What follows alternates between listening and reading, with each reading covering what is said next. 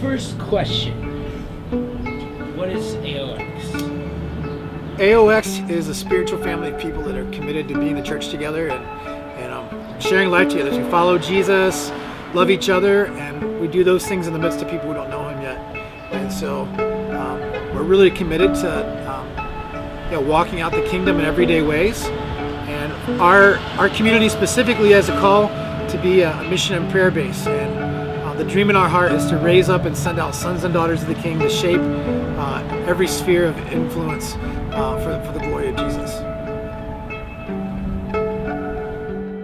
So I think one of the things that we're really after is to be a people that would reflect what Jesus talked about, that the world would know that we're his disciples by the way we love each other. And that's something that's hard because man, people's lives can get complicated, and in the midst of loving Jesus we can just run across things that frustrate us. And I think one of the things you have to be intentional about is being committed to each other and to love each other, to really love each other well. Peter says that we should love each other deeply from the heart, and I know that many times we just kind of go through life and go through motions, and I think that it's not just like we're looking for something more than that. I think everyone's looking for something more than that. I think everyone's looking for something that's real and authentic, and that comes with a cost. It's worth it because if the world could recognize that we belong to Jesus because of the way we love each other, it's worth altering our lives for. And I think at the end of the day, we're on a journey, but at the end of the day, that's what we're here for. Is in the midst of our loving Jesus, to learn that loving his body is a part of loving him. When I think about being the church together, I mean, Jesus told his disciples, they'll know that you're my disciples by the way that you love each other. And I think it's oftentimes miscommunicated as like people will know that you're followers of Jesus by the way that you love them. But it's like loving them is good, but it's the way that you love each other, and the way that you love each other as a community. That's what it means to be the church. to love God, love each other, and love the lost. We're not trying to come up with some new way of making church happen, or saying that other ways of doing it are any less valuable. We just recognize that people loving Jesus, passionately loving each other well, and then loving people who don't know Jesus together, committed to each other, that's what we see the church being in the New Testament, is those things. And so that's what we're committed to. So we need a grid, right? We need something that can help us know how to love each other well. I think it's easy to talk about, but it's a lot harder to follow through on. And so one of the things that we've done is we've developed something we call a social covenant, which is basically a tool that helps us know what we're expecting from each other, to agree together ahead of time, whenever something comes up, this is how we're going to act, this is how we're going to be committed to each other to walk things out. And it's really important because it's easy to talk about doing that well and really hard to actually live it out. I feel like love goes really deep, and we're on a journey to try to figure out how we can love each other fully and completely. And when I look at the New Testament scriptures, and it talks about, hey, offer hospitality to one another without grumbling.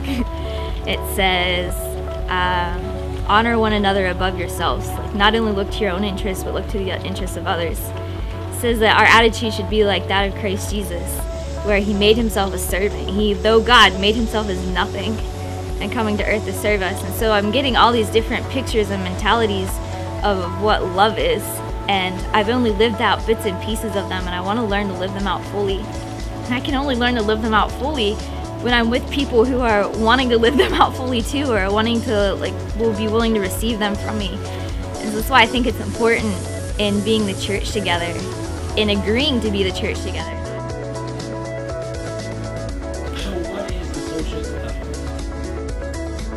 So if I think about a grid, I think about a map, the thing that's helpful about a map is you have fixed coordinates, north, south, east, and west. So what are the components that make up the grid for our social covenant?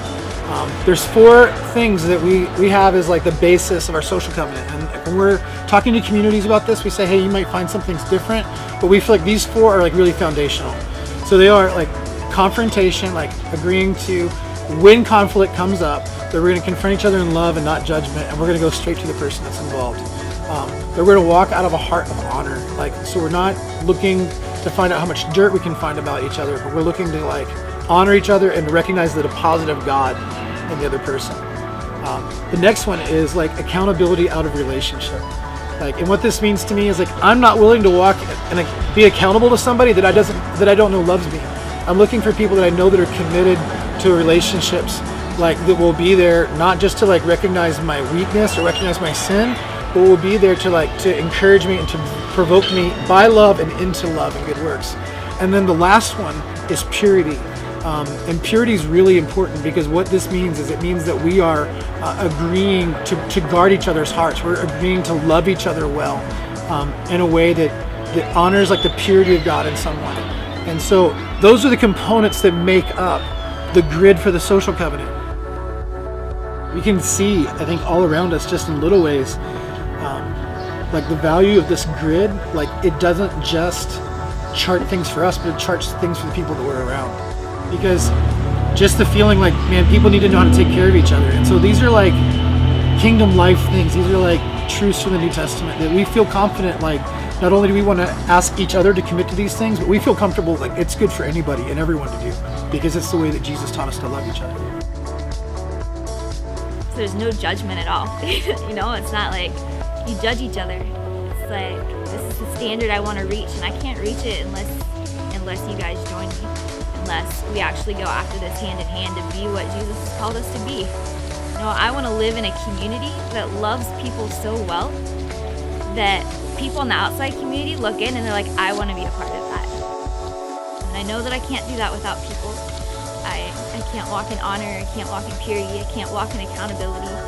We need each other to be us, and we need each other to be the church, and we need each other to be fully what God has intended for us to be.